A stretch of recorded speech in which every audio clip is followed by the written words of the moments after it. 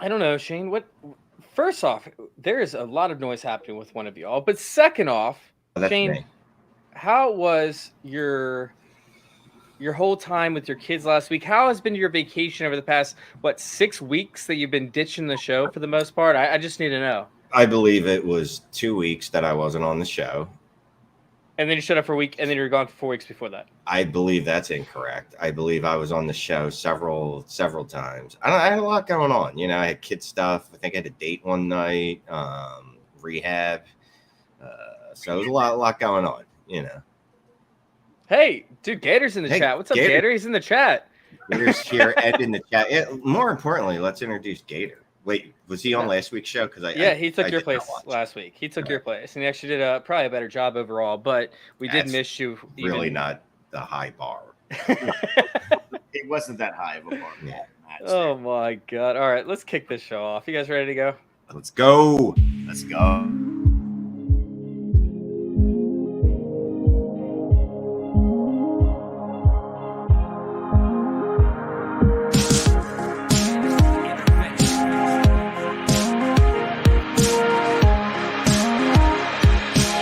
This is Fantasy Intervention.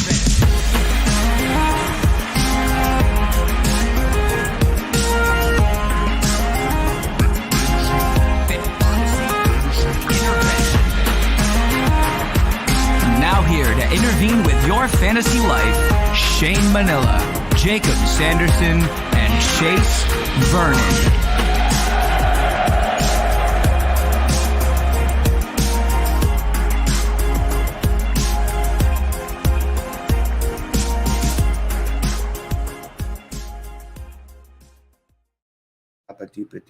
What is up, everybody? Welcome on it to Fantasy Intervention. Damn it, Shane, you know what? It's funny and not funny at the same time. Is last week I actually had a perfect intro. I completely slayed the intro from top to bottom. Didn't even hesitate. And then I realized, I was like, oh, that's because Shane wasn't singing the beginning of it. And then come back and I butchered the intro once again. Yeah, you did. Where's the link for this, by the way? I'd like to share it with friends and family.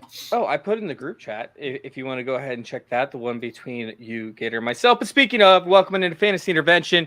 You are joined, or I should say, I am joined tonight by, of course, Shane is Worse, who is our normal host, and Gator_J. What's going on, Jay? How you doing tonight, man? Good. Normal. How y'all doing tonight? I'm ready to get into this little week 2 preseason action. Let's go. No, I am too, man. Normal. There's nothing normal about me. That's debatable. Shane, sometimes you can be normal. They don't go together, do they? Shane is the most normal. That's my new handle. That should be your new handle. God, you're gonna change it too. Here we go. Shane is the most normal.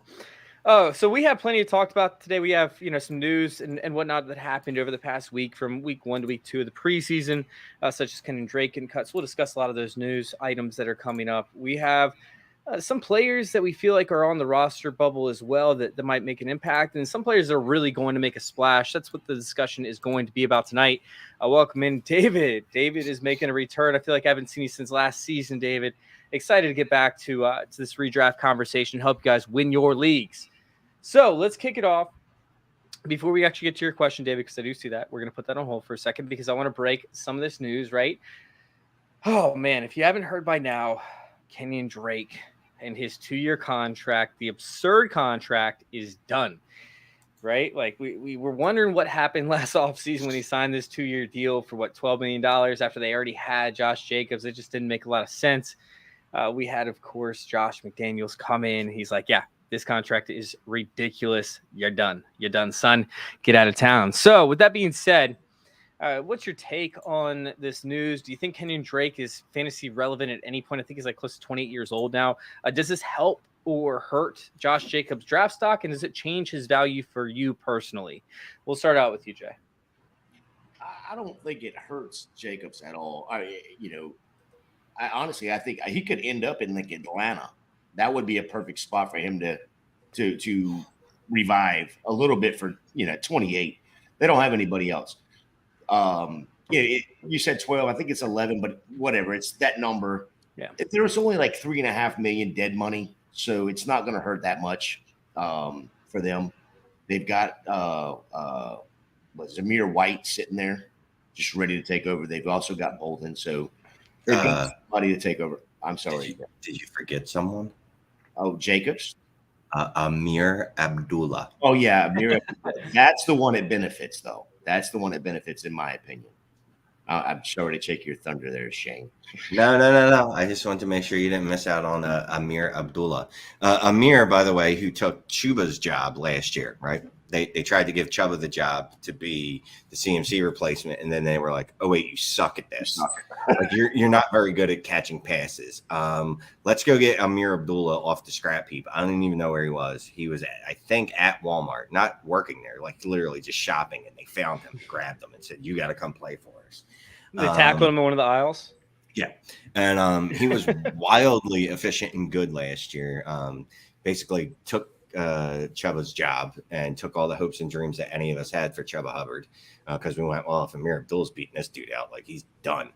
So I don't want to say I'm excited, but I'm kind of excited to see Amir Abdullah in the James White role in Las Vegas. Is this giving you like J.D. McKissick type vibes, but on actually like a good offense? Because, I mean, I feel like that's what it could be, where you have a first, second down back. Meanwhile, on every single third down, Amir Abdullah's coming out and he's not seeing any coverage because you got to worry about Darren Waller. You got to worry about Hunter Renfrow. You got to worry about Devontae Adams. Like, I mean, obviously with Washington, right, J.D. McKissick has a boatload of targets because there's nobody else on offense outside of Terry McLaurin.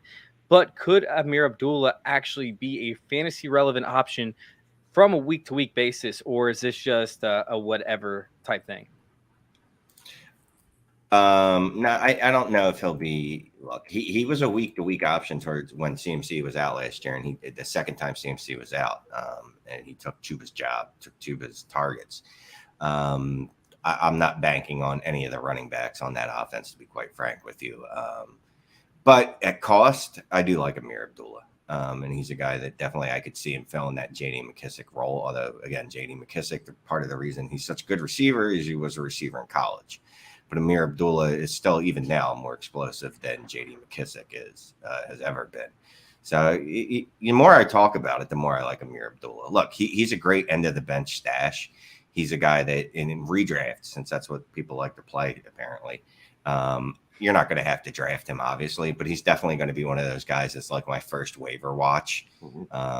If there's any positive news, anything that leads to me further speculate that he's going to have the James White role, then I'm going to grab the hell out of him, because we do know Josh McDaniels likes to target the running backs in his offense. Look at last year. Even when James White was out, they used Brandon Bolden as a receiving back. Hey, Brandon Bolden is there too, by the way. So He's there.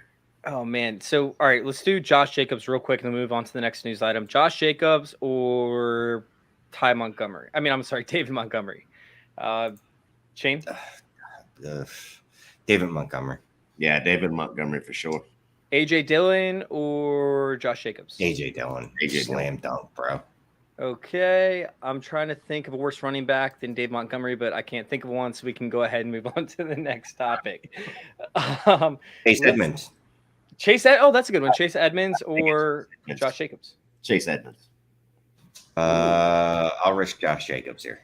Yeah, I'm going to take Josh Jacobs at that point, especially with Chase Edmonds unable to take a significant workload and stay healthy for multiple games. All right, so what's up? He will this year. We'll see if he can stay healthy. All right, next piece of news was Damian Pierce. So is he going to be the RB1? I believe they already announced it, but like, what does that actually mean for Houston? Is it a relevant option in fantasy to take the running back for Houston? I mean, last year we saw Rex Burkhead turn out a couple of good games, but honestly, like, it wasn't to a point where like you wanted to draft Rex Burkhead if he was the lead back. I mean, does Damian Pierce actually offer more upside in an offense this year that I don't even know if they're going to be able to feature a running back just because of the fact that Houston's going to be so freaking bad? What's y'all's take on Damian Pierce? We'll start with Shane on this one. Well, so, typically you want to avoid bad offenses, right? Again, at cost for where you're going to be able to get Damian Pierce, he's definitely a player that I like. Like is a really strong word, but he's a player that I think is going to definitely have some utility week to week. Assuming that's not a split backfield between him, Rex Burkhead, Marlon Mack, and that actually is the Damian Pierce show. We're talking a starting running back in the league is going to see somewhere between 15, 20 opportunities a week, right? And Damian Pierce is a good pass catching back too, so he can play all 3 downs. So, they might be down a lot. Hopefully he's going to be the one that's in on 3rd down. Hopefully he's going to be the one in the 2-minute drill, the 5-minute drill, the one that they play when they are, in their, I don't want to say hurry up because they don't call it that anymore. But, when they're down 2 touchdowns and they're dumping off passes to their running back, hopefully it is going to be Pierce because, frankly, he's the most talented running back on that roster. So, yeah, I like Pierce a lot. Yeah, and I honestly, I think he has proven that he can catch the ball. So the 3-down back, that's not an issue. He's got the least amount of wear and tear coming out of college. Florida just didn't use him right. And I think, honestly, he is going to extend some of these plays to where he's going to get the first downs. He's going to get the receiving. He's going to be the back that you want to get. The only other option in that offense right now is going to be Cook. So he's definitely the guy. I can see him winning games. What about Nikko Collins, man? Nikko Collins ain't an option? No. As far as fantasy goes, he's going to be that guy you want to have hit 2-3 weeks in a row, and then you're going to flip him because, honestly, Texas or Houston, whatever they are, the Texans are going to turn around and draft another running back next year. You know what? You bring up a great point. I wish they were called the Texas Texans. I like that much better than the Houston Texans. Well, so from now on, that's what I'm calling them, the Texas Texans. All right. So is it any concern with Marlon Mack? Is it any concern that they might want to work in a veteran back like a Rex Burkhead into this rotational field because they are so young on offense? I mean, we're talking about Nikko Collins being one of the wide receivers. Of course, you have Brandon Cooks who has some experience, but he's never really been known to be a team leader as much as he is a producer. So what if they need that veteran in the backfield like they had last year with Rex Burkhead, to help out Davis Mills a little bit and help make sure that he doesn't have the growing pains that a lot of these rookies end up having? You know what helps a rookie quarterback the best is you tell me. A competent offense. Right. So if the choice is between Damian Pierce, who can play in all 3 downs, and Marlon Mack, is a guy I've really liked, but for whatever, the NFL doesn't see him as a pass catcher, even though he was one in college and a pretty good one, but whatever, fine NFL. If Damian Pierce can block even a little bit, he gives them the best option for a competent offense. And that's going to help a young team more than anything else. One of my favorite thing real quick about redraft, Shane, and you're going to like this part because you wish you could do an entire show with this, is we actually have listener questions piling up in the chats with Dynasty. We didn't have that. So I'm excited to get back to redraft. Please bring those questions in. And if you're watching on Twitter, make sure that you guys go over to YouTube, youtube.com/fantasyintervention. The link is in the description of the Twitter that you're probably watching this on. Come visit us over there on YouTube because we can't see your comments over on Twitter. Bring it over to youtube.com/fantasyintervention. Of course, if you're watching on YouTube, make sure you guys hit like and subscribe. And guess what? Get ready for the Starter Sit Show on Sunday mornings where we will help you set y'all's rosters. So let's go ahead and skip the rest of the news because honestly, there's not too much other fantasy relevant news. We did see. There's one more fantasy relevant news. Well, maybe what is that? Well, Kyler Murray becoming the new offensive coordinator in Arizona. So Kyler Murray was calling plays on the sideline, and Gator J actually brought this to my attention earlier. Well, I knew that he was calling plays, right? Like I knew that was actually a thing where he was calling plays for the offense. However, I didn't realize that I guess Cliff Kingsbury was getting frustrated moving the ball, so he's like, screw it, give it to Kyler, let him call the plays. And Kyler actually called how many plays was it? How many yards was it for a touchdown? 16 plays, 74 yards, and a touchdown. I think Kyler did it honestly to prove that, hey, coach, I do look at the playbook. Stop being an asshat. I know what I'm doing. Yeah, so he does know the playbook, obviously. So let's go ahead and answer David's question real quick. We have Saquon Barkley or CMC. Most likely this is for 2022, not Dynasty. And, right now it has to be hands down CMC just because of his production over the past couple of years, even though he was dealing with injuries. So Saquon, and I know that Saquon still had a great, week 3 and 4 last season, but CMC is still an elite talent. Is there any other angle that you guys could put a spin on Saquon Barkley at this point? Brian Dable. Brian Yes. Dable. That's all. Brian Dable. You mean Wait, run? you know offensive systems, right, Shane? Like you actually know those? Mhm. I didn't realize you're an offensive system guy. Brian Dable. Brian Dable is going to make Saquon the greatest running back ever. No, dude, it's CMC. CMC is the one that has the extraordinary seasons in his upside, right? Like Jonathan Taylor was the running back one last year, like 22 points or something like that. One of the lowest running back one scores in like a decade or whatever. CMC's 30 points a game. Like that's the ceiling we're looking at, right? What is that noise? I don't know. Gators playing the board. Saquon, look, they both have, if you believe in injury proneness, they both have injury issues that you should be concerned about. So I'm looking at the upside of them. Injury pronility? Yeah, injury pronility. So definitely CMC is the one that's got the higher upside. So I'm going for him. It's so absurd to hear about these injury prone type corollaries, right? Because I put up a post about J.K. Dobbins and he's like, oh, J.K. Dobbins is injury prone. I'm like, he tore his ACL one time. He's missed 1 year of extended games. He ended up having an ankle sprain in one of the bowl games or whatever. But it's so absurd to hear these injury prone type things. Meanwhile, we're playing to win the game, right? Like, I mean, I understand that injury prone does exist. And because of that reason, I'm taking Jonathan Taylor over CMC 9 times out of 10. After that, I'm taking the wide receivers because I think the wide receivers offer upside. Meanwhile, the dead zone, I don't think is as dead as it has been in previous years. So I'm okay ending up with running backs in the 5th, 6th, 7th round. Meanwhile, if I was going to take a second running back before these wide receivers, if it ended up falling to me where I got CMC in the 6th, 7th pick, I'm taking him all day because guess what? There's nobody that has upside of CMC. Period, the end. Saquon Barkley is going to have a great year. I do like Saquon Barkley. I think he's going to be a top 10 running back, but he does not have the same upside that CMC has. Yeah, there's no doubt. You're taking in a redraft. You're taking JT 101. You're taking CMC 102. There is no doubt about that. And you can move on from there. You can go Justin Jefferson. You can go, Chase, whoever after that. But if that's 1 and 2, period, the end.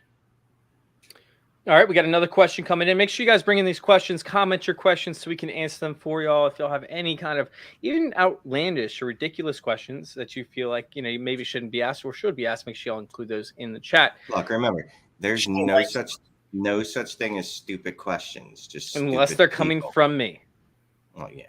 Because you say all my questions are stupid. Oh, by the way, I just wanted to say that I'm very sorry for Chase that Colin Johnson tore his ACL. Dude, I haven't gotten over it yet, dude. Too soon, bro. I just wanted to give you my, my heartfelt, my bads. That hurts. That really hurts, Shane. Not my heartfelt condolences. My heartfelt, my bads. Yeah. Not condolences. He was tearing it up. And the thing is we're never going to know how great he was going to be. We're never going to know.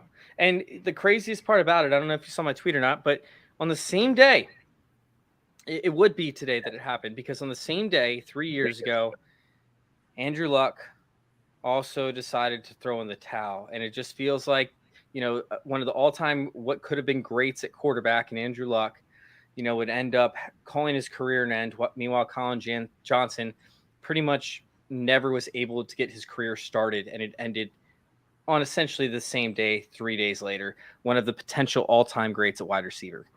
So let's go. Did you see Colin Johnson's tweet? No. Like, we'll be back. Yeah, but they put him on IR. He's done.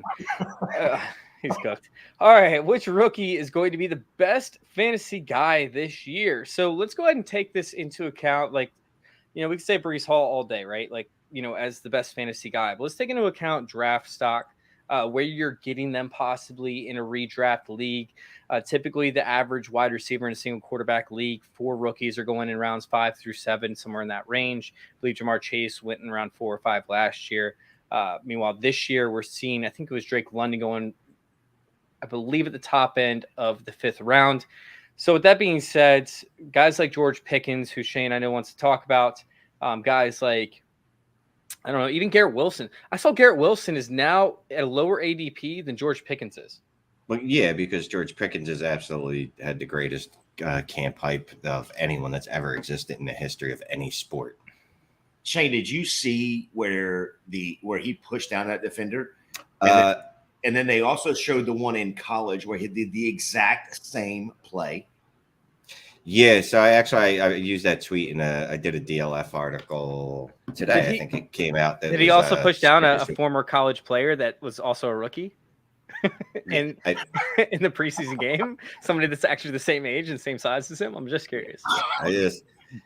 Either way, so if we're looking at which rookie is going to be the best fantasy guy for this year, I'm embracing running backs as always. It's going to be Breece Hall.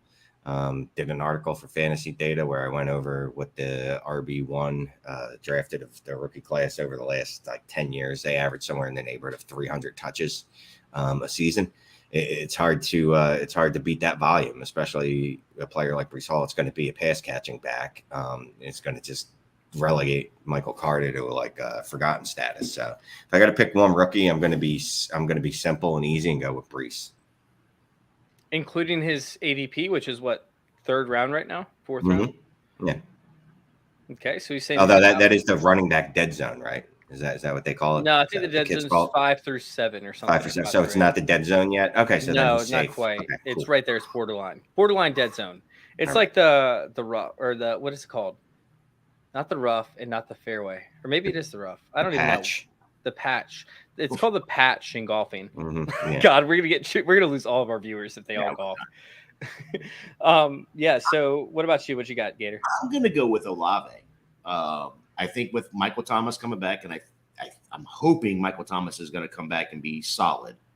But I think with Jameis Winston wanting to throw the ball all over the yard, I think Olave is going to have a dynamite season. The only reason I wouldn't go with Breece, to be honest, Shane took him number 1. That's fine. But you also got to look at the Jets have looked like complete trash in preseason. So I would take Walker, but I mean, there's 64 other running backs in Seattle right now. They can't figure that one out. So I'm going to take Olave on that one. I'm going to go with the value here. I'm going to go with a last round pick. Typically, it's going to be deeper leagues, but you're playing with darts essentially, even in redraft leagues at the tail end of your draft. So I'm going to go with Kyle Phillips. I mean, this dude is going to be playing the slot. Traylon Burks is struggling. I mean, you're talking about a last round pick, and we think about the Jamison Crowders, right? Where a small slot guy who doesn't really get a lot of recognition, doesn't get a lot of notice, but is refined in his technique, is able to get open, is an easy outlet, for pass catchers, and also offers you consistency from week to week. You might not get the biggest upside, but at least you can get a guy that you can start 3 out of 4 weeks, potentially by, let's say, week 4 or 5, once Tannehill and him get on the same page. You're talking about being able to start him in most weeks as a flex option. I mean, that's a league winner, essentially, in my view, in the last round. So I'll take Kyle Phillips in this one, the slot receiver for Tennessee, from those who don't know. So I do see we got a couple more questions, but we are going to move on to the next segment. After that, we will answer the rest of your questions, Sam and David. So let's hop on to the show sheet, by the way, brought to you by Gator J. Thanks for putting this together for us, man. Shane doesn't follow. I don't believe in no goddamn show sheets. It's okay, Shane. You'll be all right. You'll understand eventually when you are forced to host a show. So we do have some hype building for some of these rookies, right? And we want to know who actually does stand out in terms of rookies for y'all, whether it's the stats, whether it's the lines, the stat lines or the headlines, I should say. So, Shane, is there a certain rookie that has just kind of popped off the page for you that you weren't necessarily thinking about prior to the season starting? Damian Pierce, actually, but we've kind of already talked about him. We did a dynasty mock draft with a bunch of our friends, a bunch of famous folks, and one of the picks that was made was at 112, and it was Andy Singleton, and he said, I'm taking Damien Pierce. He's like one of my favorite running backs out of this class, and we're like, dude, 112, come on, what are you doing? And that was probably a month before the draft. And I bet you right now, if you were to have a rookie draft, Damien Pierce would be no low, maybe right around 112, 201. Dude's a complete back. I mean, there's also guys like, I guess, Isaiah Pacheco, although I don't particularly think he's going to be much of anything, and he's a hard sell for me. We will get into him. We will get into him. Sorry. So I didn't look at the show sheet, so I'm just, just rambling over. But probably Pierce is probably the rookie that's jumped off the board the most to me. Obviously Pickens too. He's a guy that was going at 201 to 204 in dynasty rookie drafts, and now all of a sudden, he's a guy that's going at like 104 in late drafts. He has T. Higgins vibes, I feel like. He didn't produce very well towards the tail end. He had injury issues. Comes out to his pro day, whatever, does pretty much nothing. I mean, he just has the same sort of vibes as T. Higgins. And I'm kind of mad that I missed on him in the play film process, where I wish I would watch more film on him to figure out that he was actually better than what he is. And, a lot of it has to do with hype, so I'm not buying all in. But, yeah, Pickens is up there. Gator Jay, I saw you got a Dallas Cowboy in there. Yes, I do. There wasn't a lot of film on Pickens, and that was a lot of the issue. Now, being down in the South, I mean, I got to see a lot of his, live games, and also that's a great pick right there. One of the Pickens was a great pick. Yeah, for Shane, absolutely. I think he's going to be better than what some of these others. I think he's going to be better than Burks, to be honest. I think he's going to be that player if they get a good quarterback up there. And I think Pickett to Pickens sounds pretty damn good. But yeah, I took the USFL MVP from the New York Generals to throw in here. How do you say his name? Kevontae Turpin, I believe.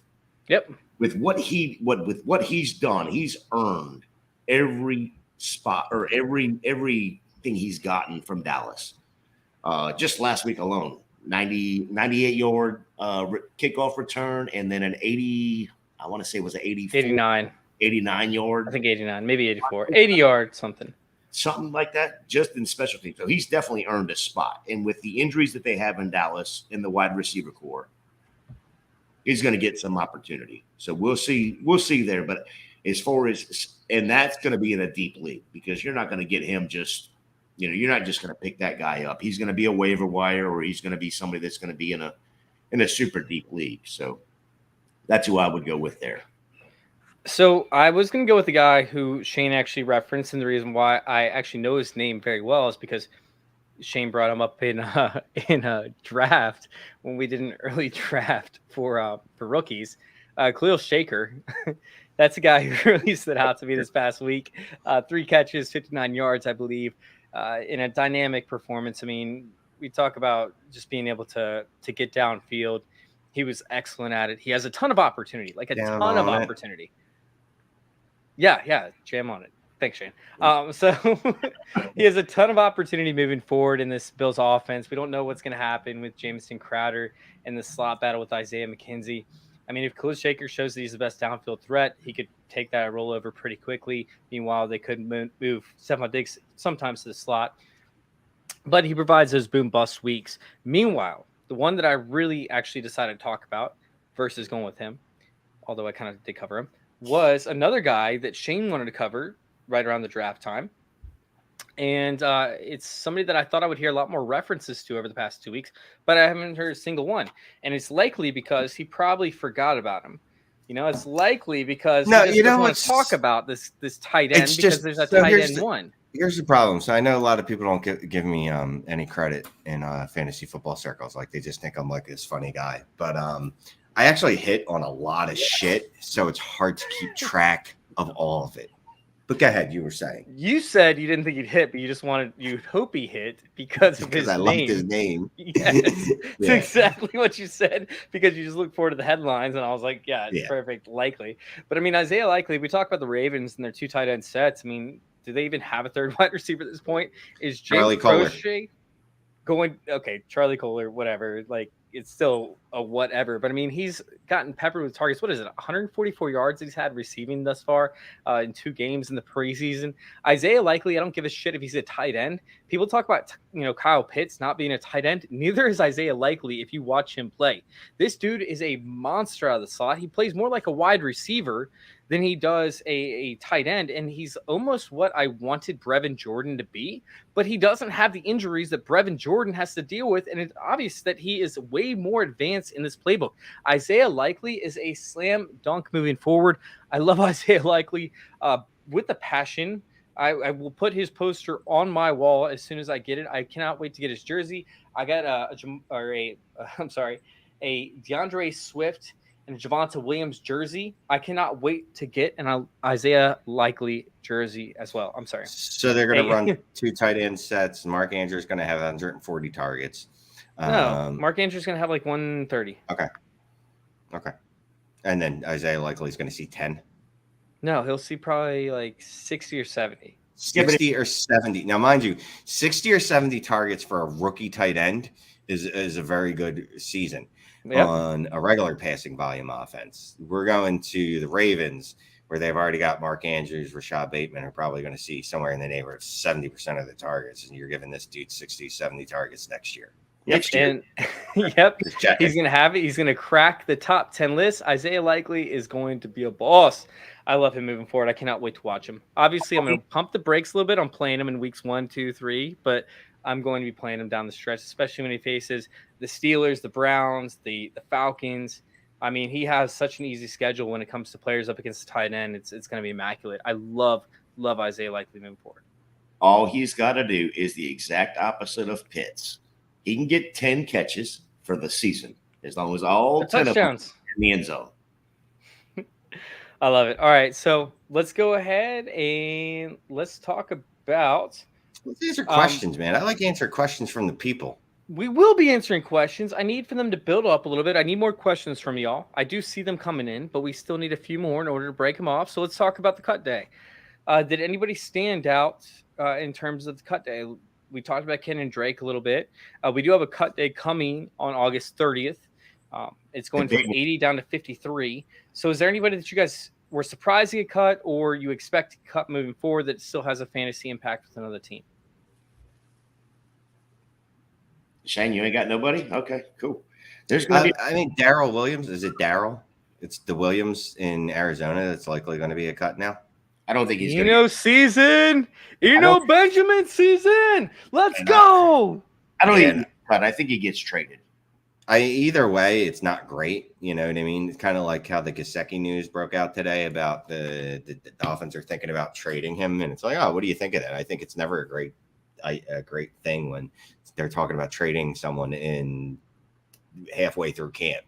Like, you know what I mean? Like, that doesn't bode well in anywhere. So even if they're thinking of trading him, which I don't think anybody would trade for him, because, I can just get him or another dude like him off the waiver wire. You know what I mean? I will say this. I'd like to see what the Eagles do at running back after cuts. If the Eagles pick somebody up off of waivers after cuts go through, keep an eye on that player, because Miles Sanders hasn't practiced in 2 weeks, and Kenny Gainwell has done this fun little game in practice where he drops everything you throw at him.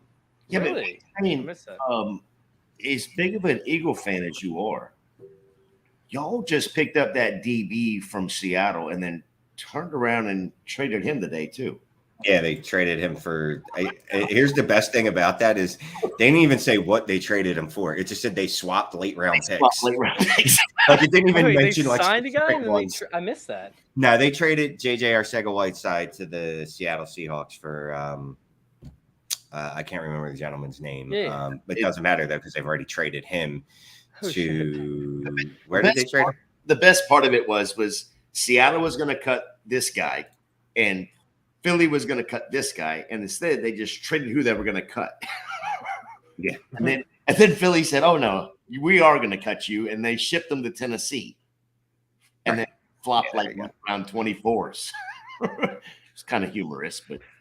All right, we'll bring in a question now. We have Jaylen Waddle. How do you guys think he'll do this year? For me, I think that Jaylen Waddle is going to finish up as a wide receiver 2 pretty easily. He has wide receiver 1 upside if something does happen to Tyreek. I'm very curious how they use him. Will Jaylen Waddle be the Deebo Samuel type role, or will he play more of the Brandon Ayuk type role where he's running, routes on the outside and they only look at him in a play action fake type basis? I mean, Dude, I think Mike McDaniels is an absolute genius, and I don't like the running back room as much as everybody else does. So I think that both Jaylen Waddle and Tyreek Hill are going to be relevant. I think Tyreek Hill finished up as borderline wide receiver 1/wide receiver 2. Jaylen Waddle won't be that far behind him because they're both going to be utilized in very similar ways. How do y'all feel about this? Do you think there's certain roles being put out, or do you think it's going to be like, hey, whichever one does the best, that matches up the best up against the opposition is going to be that guy? Give me your thoughts. We'll start out with you, Shane. I mean, Tyreek's the one cozying up to it, right? He's the one that's buddying him up and saying all this nice stuff about him, so he'll get the passes, which apparently is how you get quarterbacks to like you now. It's not really on talent. It's on how much you go to breakfast with them and take showers with them and rub mayonnaise on them or whatever. Wait, what? What? I'm sorry, mayonnaise narrative? There's a mayonnaise narrative now? Wait, No, there is a mayonnaise narrative. Are you I'm kidding starting me? it. There's definitely a mayonnaise narrative. Oh my God. Here's my problem. I still don't think Tua can support two elite fantasy options, right? So that doesn't mean that neither is going to be elite at any point during the season. It's just I don't know if you're going to be able to pick out when. So like I'm keeping a wide berth of Waddle and Tyreek in redraft leagues. Skylar Thompson season? No.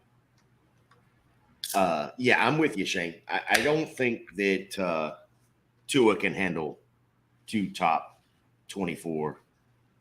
I don't think he can handle two top 30s, to be honest. Sorry.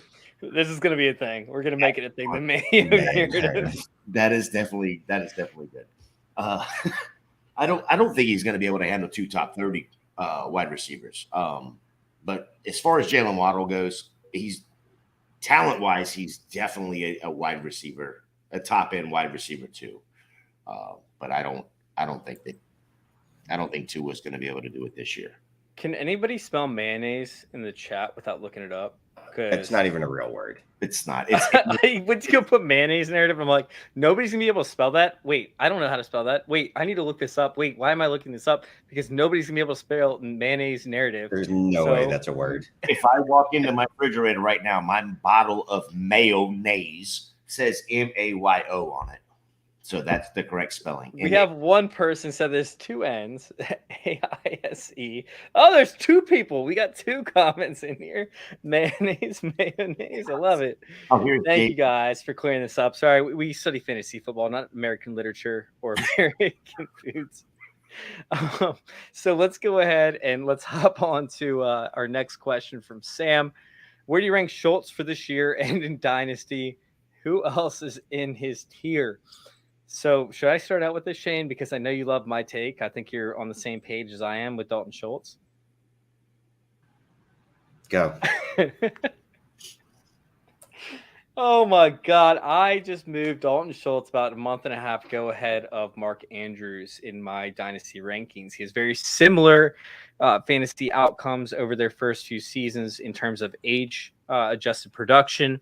Yes, Mark Andrews has been ahead of him and has held off tougher competition. However, he has had to deal with, or Dalton Schultz has had to deal with way better target competition in terms of CeeDee Lamb, Michael Gallup, Amari Cooper. Yet Dalton Schultz is still earning the targets. Now, Jacob, I'm going to go ahead and play Jacob right now. Well, if I don't know if I can. Well, he's only receiving targets on 10% of the routes run, which isn't enough to actually garner enough fantasy production. Well, guess what? Dallas is throwing a shit ton. They're number one in plays run. They're still passing the ball a ton, and now Dalton Schultz does not have to see that target competition. They're still going to pass the same amount. It's just going to go to somebody else. And I know that vacated targets aren't necessarily a thing, but being the second best player on this offense in terms of pass catching is a thing. So I think that we see a significant jump in Dalton Schultz's earned targets or target percentage on routes run. I think that Dalton Schultz will end up finishing. He finished tight end 3 last season. I think he is tight end 3, if not better, in his realm of outcomes. Meanwhile, teams are going to be double teaming Mark Andrews. If something happens to Rashad Bateman, because he did spend the first half of the season injured last year, they have nobody else to throw to. You're going to see triple coverage all over Mark Andrews this entire year. I feel like Dalton Schultz is going to finish top 3 tight ends in 2022. Well, that's asinine. Just asinine. Mark Andrews is gonna lap him. But I will say this, and I am for the school that you earn your targets, right? Can we mute Shane right quick? Can we mute him? Yeah. Go ahead. Oh, I thought I was muted. No, I muted for a brief second. What were you? Okay. Go ahead, finish it. I was just gonna say, look, targets are earned, but it's CeeDee Lamb, Dalton Schultz, and then Jalen Tolbert, who doesn't know his way on the field, the football field. I think if anyone saw his reception in the back of the end zone where somehow he stepped out of bounds, even though he had like 5 yards before he hit the out of bounds marker. No I think Schultz, spatial awareness. Yeah, Schultz is going to see a lot of targets. Look, I think you earn them, but who else is he throwing to? Yeah, literally. And he's not a bad player. And he's not bad. He's not, and I don't think he's a bad player. I don't think he's as good as he showed last year. But I think he will produce probably as well as he did last year, if not better. Where do you have Dalton Schultz this year, Jay? I'm right there with you guys, or well, at least with you, Chase. I have him as a top 3, top 4. So I'm going to answer the second half of the question since I'm agreeing with you. I think the only players that are up there with him are Mark Andrews, but I think Mark Andrews is behind him. I think there is a Kittle if Trey Lance comes, is the Trey Lance that we all think he should be. I also think that, of course, the Kyle Pitts, and I think Kyle Pitts at this point is quarterback proof. I don't think it matters who the quarterback is. So I think he's right there in that category. And I think then there's a big teardrop from there, even with Kelsey, with having Mahomes. I think there's still a teardrop there, but that's my opinion. All right, so we're going to answer John's question, and then we're going to get back to our show sheet. If you guys have any questions, please bring them into the chat. Don't forget, starting out on week 1 of Sunday morning, we will actually be doing start or sit on fantasy football discussion over there on Facebook. Once again, we will be doing start, sit questions on fantasy football discussion. There are over 31,000 members. Sits. If you want to do it, you can, but I don't think you'll wake up that early. What time is it? We start at 11:30. I'll be up. I'm not going to come on. If you want to do it. But... Oh, thanks a lot, Shane. You're just a tease. You left me blue balls, okay? I already have blue balls within 3 seconds. That's a record. Shane's going to be that guy that's going to be in the chat. Yeah, I'm just going to make fun of you. Like, that's a stupid take.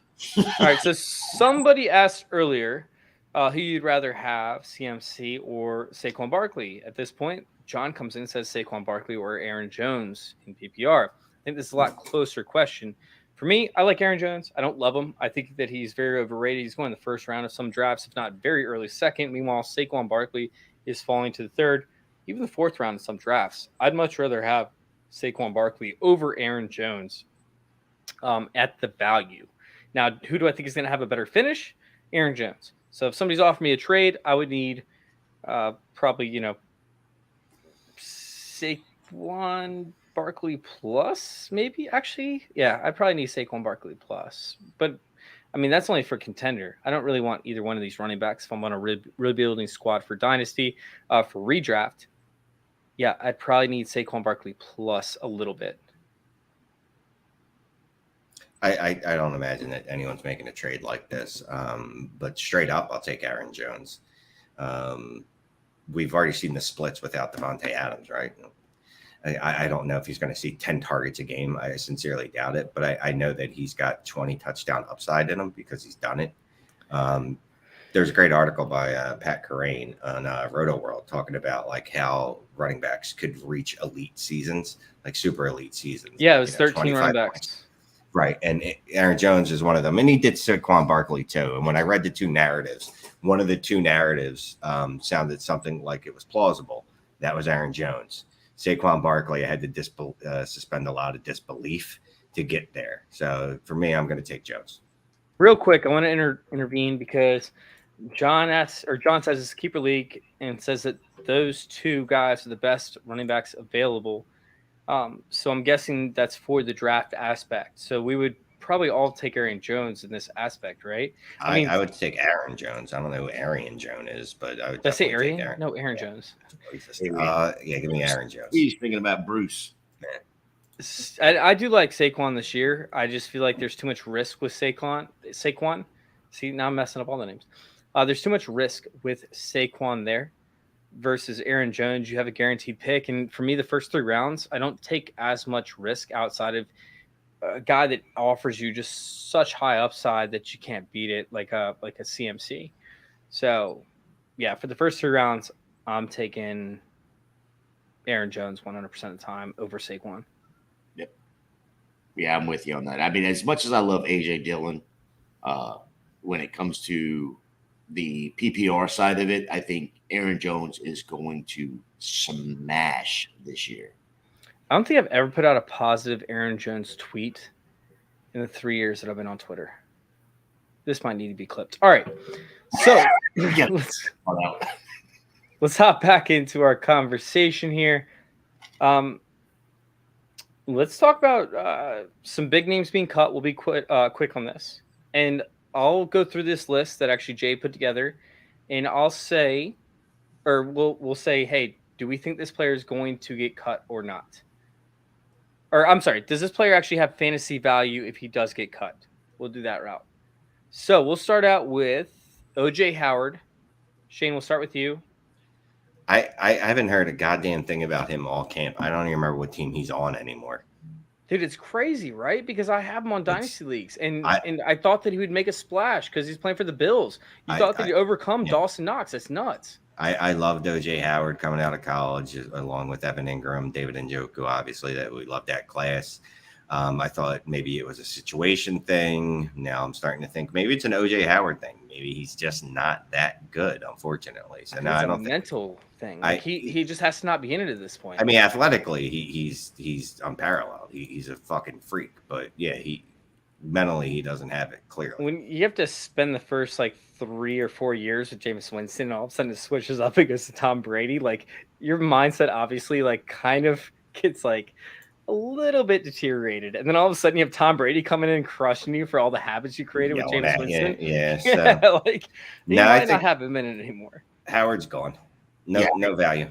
I agree with that. And just like you guys said, when you have the first 3 years with Jameis Winston, and then you have the best or what is perceived to be the best quarterback come in, and he tries to tell you what to do, and you can't do that,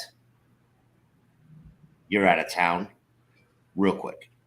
I think he's out of the league. Terrell Williams, value or just throwaway? No, I think he still has value because he's a running back.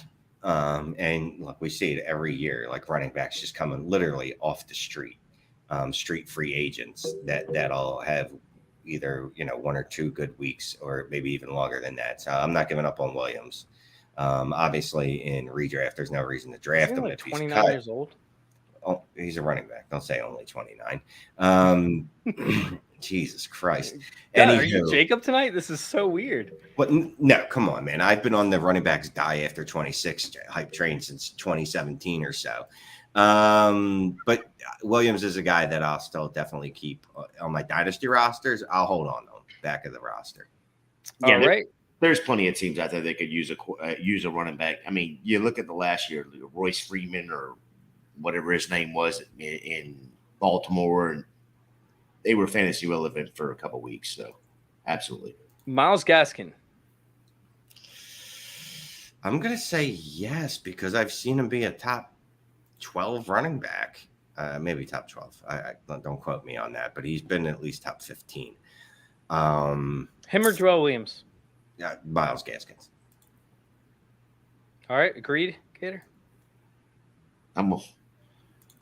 I haven't seen it enough of it. So, all right, Darius Slayton. I don't know how he's cut with his contract. He's done. Yeah, he's done. Really? Okay. All right. Look, it's going to be it's a very there's a thin, and that's not the word I'm looking for. There's a very small group of players that you want that get cut, and it's going to be running backs that could sign to another roster. That's it. You know what I mean? Wide receiver is going to come and go. You're not going to see Kenny Fulgham or whatever his name is, Travis Fulgham, happen too often. You know what I mean? Where he had N'Keal Harry, is he done? Yeah, didn't he have surgery? Yeah, but is he done like in the league? Like, are you completely out on him? I was completely out on him after his rookie season. All right, Amari Rodgers, Trey Sermon, Rashad Penny. Rashad Penny be the only one. I mean, if Trey Sermon goes from a 3rd-round draft pick in 1 year and to cut the next, yeah, I think Rashad Penny would be the only one there. I just don't know where he would fit in. All right, someone would find work for him. Real quick, while we're hitting this last topic that we have, because we got about 10 minutes left, and this is my favorite topic that we're about to cover, so please don't leave. Before we do, make sure you guys go check out TrophySmack.com, get your championship belts, get your trophies over there at TrophySmack.com. So you guys can use promo code CIRCLE. Once again, that's promo code CIRCLE at checkout.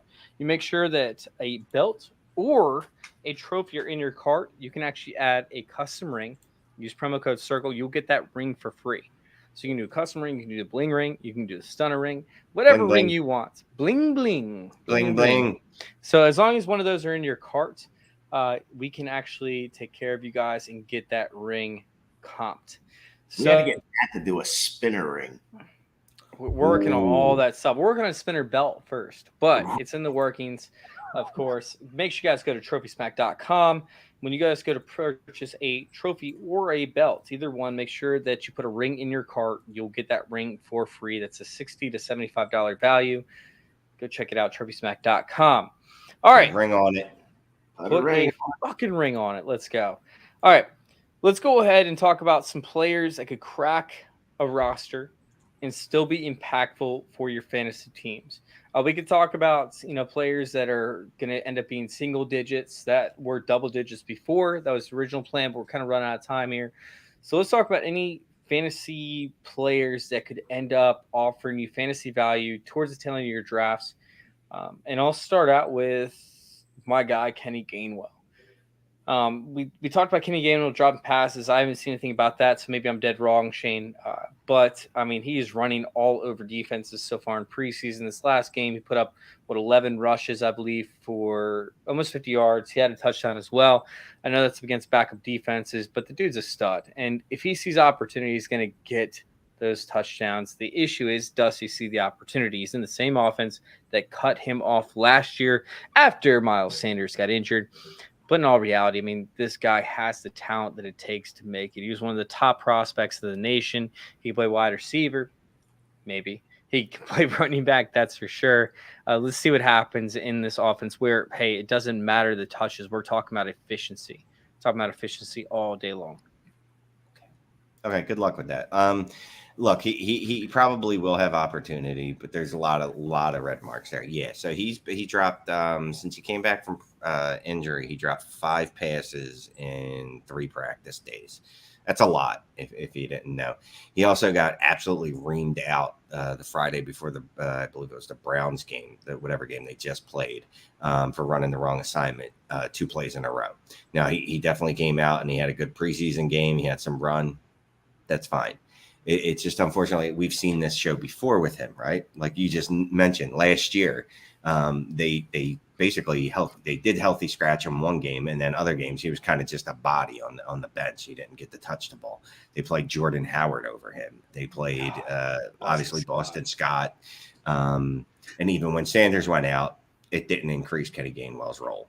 And then you see games he had like against Tampa where it looked like, all right, well, yeah, obviously they were down a lot, but he put together a successful game against them in the playoffs.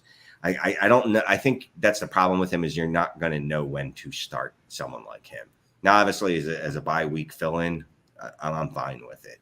And again, back at the roster, back at the draft, I'm fine with drafting him because any running back that's going to have opportunity in what's going to be a high-powered offense is worth owning.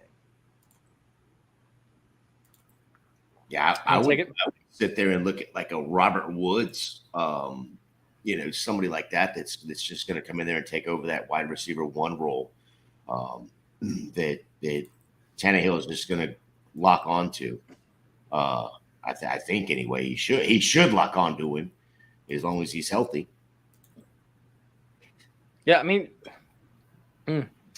that's rough. With Robert Tannehill, he's been dealing with injuries. The guy's older, and he's always outperformed his ADP, which is what's crazy up until last season. So, I mean, Shane, are you on board with Tannehill at this point? Like, I mean, I'm sorry, with Robert Woods. What are you thinking? No, and I've loved Robert Woods for as long as anyone can remember, but his yards per receptions dropped 3 straight years. And that's not my stat. I forget where I read that. Matter of fact, it might have been the same exact running back article that I read, come to think of it, by Pat Green. But he's on a low volume offense. He's not AJ Brown. You know what I mean? Like, he doesn't have that explosion. He doesn't have that yak ability. He doesn't.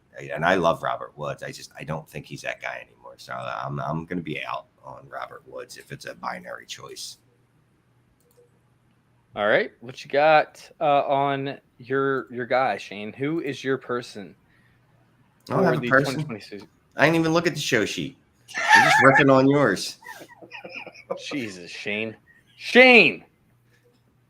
We got a question. How about for this? I'm going to take a question from John Heather Williams. Because I'm about the people. I'm about what the people want to know. All right, what you got? Go ahead, read Lamar it. for 7th. Dude, you got to go Lamar. You got to read the question, Shane. Oh, I'm sorry. Not watch Shane do these live. Sorry. Can't let him read. One more for you. Keeper League, 6-point passing touchdowns. Lamar for a 7th or Trey Lance for a 16. I'm leading Lance for free. I'm going to assume this is 1 QB, right? Based off where these guys are going. I was leaning Lamar because of the upside, and obviously we've seen him do what he's done. But yeah, if you end up hitting on that in the 16th for free, that's worth the risk. So yeah, I like that. I'm gonna go ahead and go with Trey Lance. We're gonna be ballsy and go with Trey Lance. I mean, you could still take Lamar. Like, Lamar could still fall if people are keeping quarterbacks at this point to the 7th round. So you could end up with both. To be honest with you, I would take Lance in a heartbeat at 16 because there's no way Lance will make it even close to 16. You have to equivalent like your value. Like, hey, where will I be able to get this quarterback if I wasn't going to take him at that point? Regardless, you're not going to take Lamar in the 7th round, even if it does make it in a single quarterback league. But you get a higher value from Lance at that point. Plus, you can stream quarterbacks in single quarterback leagues. Yeah, agreed. Don't keep both. I saw your comment, John. Do not keep both quarterbacks. Yeah, not if it's a single quarterback. You don't need to. No, you can stream quarterbacks every week. All right, let's go ahead and get out of here since Shane did not have a person to discuss. I answered the people's questions because I care about the people. Let's go ahed and get out of here. Shane, what do you got going on this week, man? Godforsaken show sheet. Wow, I did all that work and you just like. This happens every week. Just get used to it. Get used to it. It's a rite of passage. If I respected your show sheet, then I don't know. Then that's a bad sign. This week, let's see. It's the usual, right? I'll be doing some Dynasty Trades HQ this week. Gonna do my live stream on Saturday for Dynasty Trades in 5. Come make sure you check us out. Hit some super chats. We like when you hit those. And then I got a bunch of articles that dropped all over the goddamn place. I'm like a fucking savant this week, man. I got DLF mailbag dropped this week. Me. George Pickens flipper stick dropped. Me. Fantasy data had an article. What was the name of that? Flipper stick. Flipper stick. I know what I did. Flip or stick. I thought you said a flipper stick. No, not a flipper stick. I don't know what a flipper stick would be. Check me out on the Twitters. All my shit's there, man. I'm all over the place. We're going to have to get Shane a new box of pencils. So you know what sucks is, like, I wanted to announce this for weeks now, right? I've been waiting to announce this week after week after week, and we finally were told it was okay to announce it. So we announced it live on Twitter, and then Jacob misses the next show where we actually get to announce it, and it's one day later. But guess what? Jacob and I are running the Roto Underworld DFS show on Friday nights. Friday nights, we have our Roto Underworld DFS show. We are stoked to run that for you guys. They will be live on Saturday mornings. I believe Friday nights / Saturday mornings. Very excited to kick that off with y'all. So Make sure you guys check that out on Roto Underworld. We will be doing our DFS show over there instead of on the Fantasy Intervention channel that we did 2 years ago. Proud of you, kids. Yeah, that's Jake. awesome. Gator J, where can we find you? Oh, you can find me over on the Twitter box thing in the corner, Fantasy J77. You can find me here Wednesday nights. Hopefully, I'll be learning some of the background stuff sooner than later. Jacob, that's a hint. Get your ass back over here so you can go to work.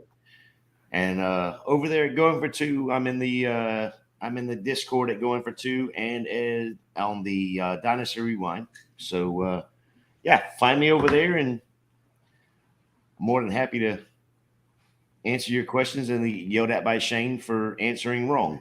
Mm-hmm. Perfect. Listen, thank you guys for tuning in, and thank you guys for letting us intervene with your fantasy football life. We're out.